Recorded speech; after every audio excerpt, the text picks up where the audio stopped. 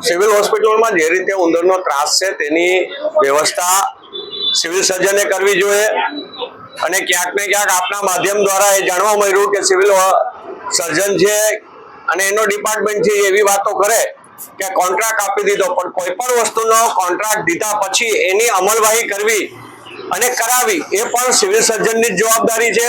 એમાંથી એવું કઈ અને છટકી નથી જવાતું અને રાજકોટની અંદર કઈ માત્ર એક એજન્સી નથી। જો એજન્સી કામ ન કરતી હોય તો એજન્સીનો કોન્ટ્રાક્ટ રદ કરી અને અન્ય એજન્સીને દઈ દેવો જોઈએ, પણ દર્દીઓથી માંડી અને કોઈના ભોજનને પણ નુકસાન જ્યારે આ ઉંદરો કરી જતા હોય ત્યારે એનો તાત્કાલિક નિકાલ કરવો જોઈએ અને એની વ્યવસ્થા કરવી જોઈએ। સુપ્રિન્ટેન્ડન્ટ એવું કહે છે કે મને આ વાતનું ખૂબ જ દુઃખ છે, પરંતુ એજન્સી જે તેને અવારનવાર રિમાઇન્ડર આપી છે તે આવતી નથી।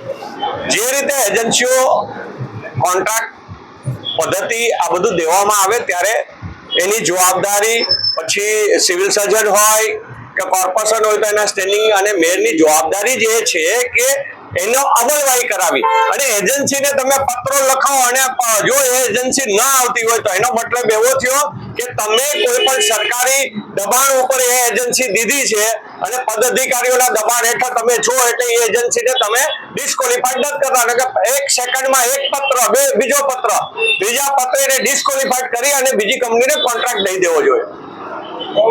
ઓકે।